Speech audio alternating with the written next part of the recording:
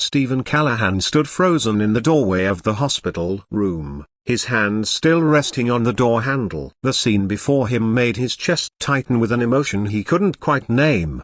His 7-year-old daughter, Mia, sat propped up in the hospital bed wearing Christmas pajamas covered in Santa hats and candy canes. Her head was smooth and pale from months of chemotherapy, small bandages visible near her temples from recent treatments. But her face was lit up with pure joy as she reached for a large wrapped present being offered by their housekeeper, Elaine Rodriguez. Elena wore her usual light blue medical scrubs as she was both their housekeeper and Mia's in-home nurse. Hired 8 months ago when Mia's leukemia diagnosis had turned their world upside down. Her dark hair was pulled back in a neat bun, and she was smiling at Mia with such warmth, such genuine love, that Stephen felt something crack inside his chest.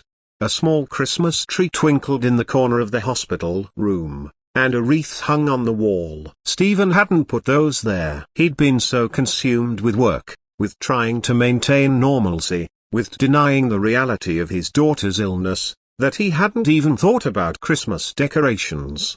But Elena had. Elena, who worked for him. Elena, who wasn't family. Elena, who had no obligation beyond her job description. Stephen was 43 years old, a hedge fund manager who'd made his first million by 30 and hadn't stopped since. He lived in a penthouse overlooking the city, drove a car that cost more than most people's houses, and had enough money to buy almost anything he wanted.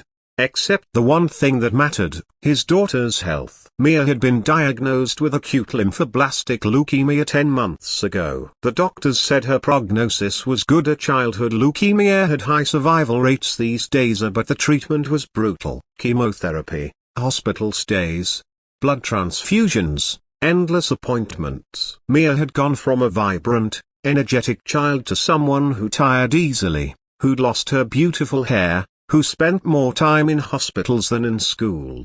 Stephen's ex-wife, Carolyn, had left when Mia was 3. She'd said motherhood wasn't what she'd expected, that she felt trapped, that she needed to find herself. She'd moved to Europe with her yoga instructor and sent birthday cards twice a year. When Mia got sick, Caroline had sent flowers once and hadn't visited. So it had been just Stephen and Mia. And Elena, who'd come into their lives at exactly the right moment. Stephen had hired Elena through a high-end medical staffing agency. She was 40 years old, a registered nurse with pediatric experience who'd also done private home care. She could handle Mia's complex medical needs while also managing the household. Perfect credentials, excellent references, professional demeanor. What the resume hadn't mentioned was that Elena had a gift for making sick children smile. That she sang Spanish lullabies when Mia couldn't sleep. That she sat with Mia through the worst of the nausea and never flinched. That she treated Mia not like a patient, but like a child who deserved joy and normalcy despite everything. Now, watching Elena hand Mia that Christmas present in the hospital room, Stephen realized something that filled him with shame. He'd been absent. Not physically, he was there every day, checking on Mia, speaking with doctors, arranging the best care money could buy. But emotionally, he'd checked out.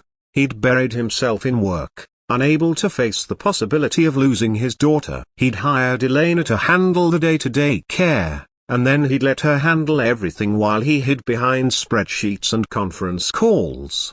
And Elena had stepped into that void without complaint, without judgment, giving Mia what Stephen couldn't: presence, attention, love. Daddy. Mia's voice pulled him from his thoughts. She'd spotted him in the doorway, and her face lit up even more. Look, Miss Elena brought Christmas to the hospital. Stephen stepped into the room, his throat tight. I see that, sweetheart. Elena stood quickly, looking slightly embarrassed. Mr. Callahan, I hope you don't mind. I know Mia was disappointed about spending Christmas Eve in the hospital, so I thought. She gestured at the decorations. I wanted to make it special for her. You did all this? Stephen asked, looking around the room more carefully. There were paper snowflakes taped to the windows, stockings hung by the four-stand, even a string of lights carefully arranged where they wouldn't interfere with medical equipment.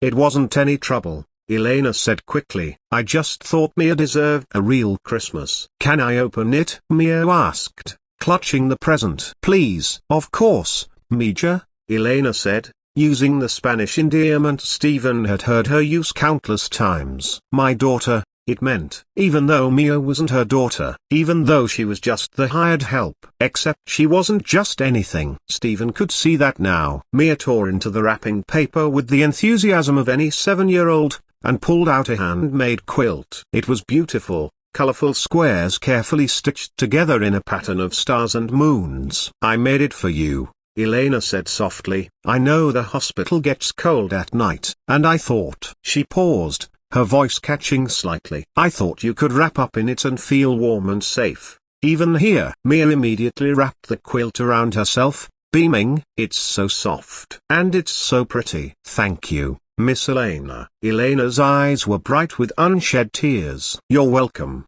sweet girl. Stephen watched his daughter cuddle into the handmade quilt, watched the joy on her face, and felt something break open inside him. When was the last time he'd done something like this for Mia? When was the last time he'd given her something that mattered, something beyond the expensive toys and gadgets he ordered online? There's one more thing, Elena said, pulling out a small wrapped package. But this one is for later, okay? For when you're feeling sad or scared. It's a special present for hard days. Mia took it carefully, understanding somehow that this one was different. Okay, I'll save it. Elena's phone buzzed, and she checked it quickly. Mr. Callahan, I'm so sorry, but I need to make a quick call. It's my daughter. I'll just be in the hallway. You have a daughter? Stephen realized he knew almost nothing about Elena's personal life. Yes, sir. Sophia. She's 9. Elena smiled, but there was something sad in her expression. She's with my mother tonight. Elena slipped out of the room, and Stephen sat down in the chair beside Mia's bed. His daughter was examining the quilt, running her small fingers over the stitches. Miss Elena is the best, Mia said contentedly. She makes everything better. She does, doesn't she? Stephen said quietly. She tells me stories about when her daughter was little. And she teaches me Spanish words. And she never leaves when I'm scared. Mia looked up at him with eyes that seemed far too old for her 7 years. You're always working, Daddy. But Miss Elena stays. The words hit Stephen like a physical blow. I know, baby. I'm sorry. It's okay, Mia said with the easy forgiveness of children. Miss Elena says you're working hard to take care of us. She says grown-ups show love in different ways. Stephen felt tears prick his eyes. Elena had been covering for him, making excuses for his emotional absence, protecting Mia from the hurt of having a father who couldn't face his own fear.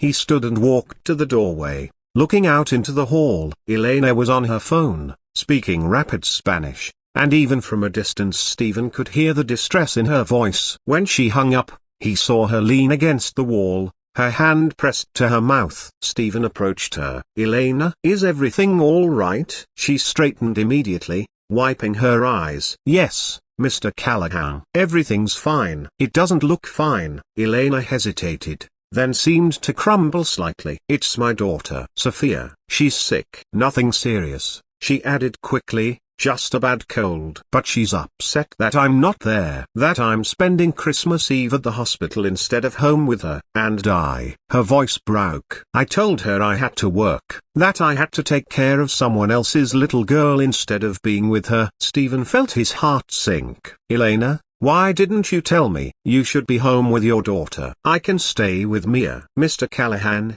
with respect, when was the last time you stayed with Mia through a full night? Do you know her medication schedule?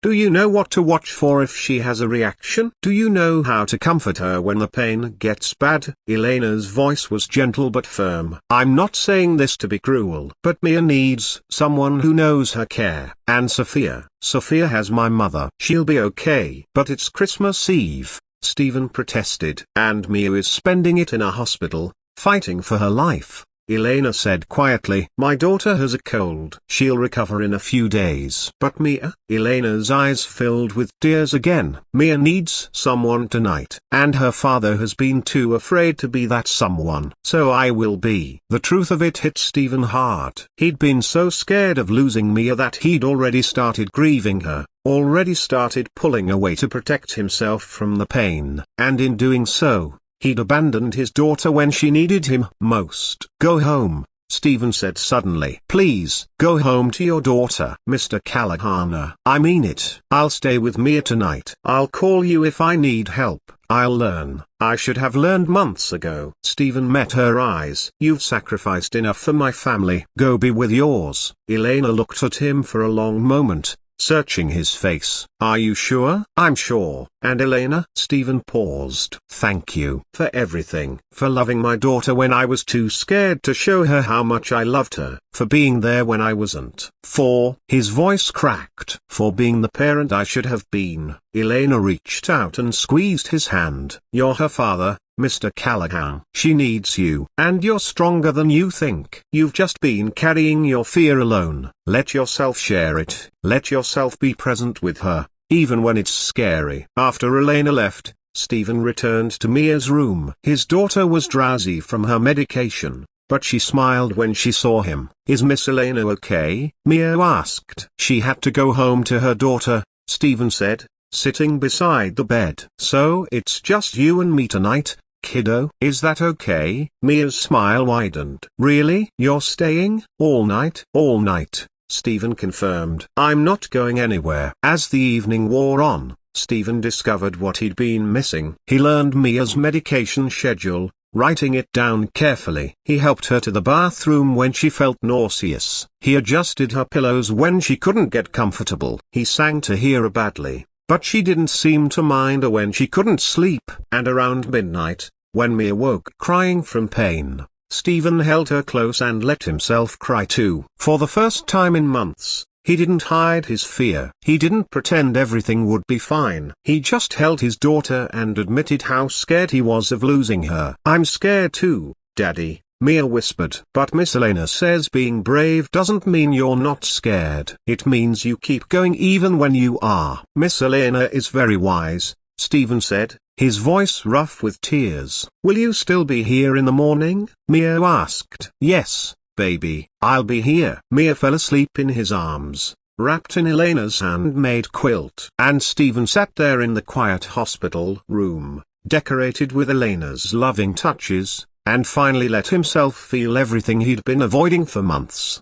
The next morning, Christmas Day, Elena arrived with her own daughter in tow. Sophia was a sweet girl with Elena's dark eyes and a lingering cough. She carried a small bag. We couldn't stay away, Elena said apologetically. Sophia wanted to meet Mia. She's heard so many stories. What followed was one of the most beautiful mornings of Stephen's life. The two girls sat on Mia's hospital bed, sharing the presents Sophia had brought, handmade ornaments she'd created for Mia, drawings, a stuffed animal. They laughed and talked and played simple games, two children finding joy despite everything. Stephen and Elena stood watching them, and Stephen said quietly, I'm giving you a raise, a substantial one. And I'm setting up a college fund for Sophia. And I'm restructuring my schedule so I can be more present for Mia. Mr. Callahan, that's not necessary. Yes, it is. You've gone above and beyond what anyone could ask. You've given my daughter not just medical care,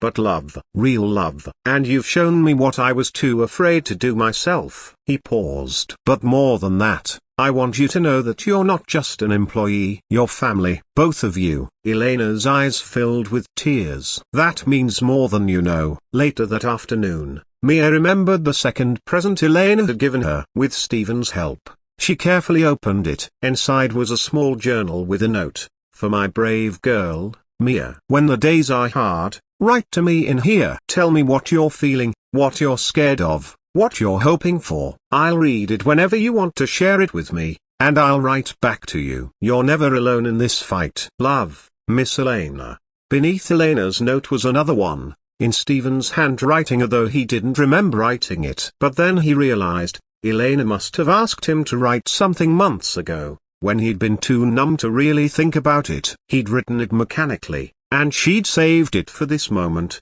To my beautiful Mia, you are the bravest person I know. I love you more than all the stars in the sky. No matter what happens, I will always be your daddy, and you will always be my greatest gift. Love, Dad. Stephen read those words now, words he'd written but hadn't really felt at the time, and realized they were true. More true than anything else in his life. Mia was his greatest gift, and Elena had reminded him of that, had shown him how to be present for that gift, before it was too late. Mia recovered slowly. The treatments continued, brutal and exhausting, but she fought through them with remarkable courage. And through it all, Stephen was there. He cut back on work. He learned every aspect of her care. He sat with her through the worst days and celebrated the good ones. Elena remained a central part of their lives, but now as family rather than just an employee. Sophia and Mia became close friends, the kind of friends who didn't care about hospitals or sickness,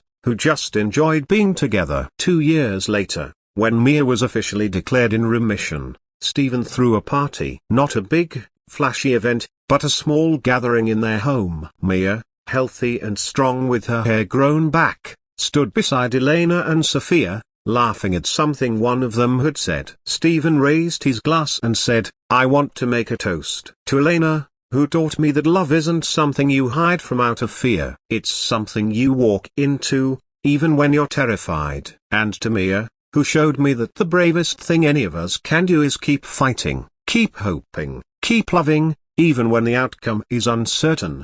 Everyone raised their glasses, and in that moment, Stephen thought back to that Christmas Eve in the hospital. The moment he'd walked into Mia's room and seen Elena giving his daughter the love he'd been too afraid to show. That moment had broken him, but it had also saved him, and saved his relationship with his daughter. Because sometimes we need to be broken open before we can truly see what matters. Sometimes we need someone to show us, through their actions rather than their words, what real love looks like. Elena had been that person for Stephen and Mia, and in doing so, she'd given them the greatest gift of all, a second chance at being a real family, built not on obligation or fear, but on presence, courage, and the kind of love that shows up even especially on the hardest days.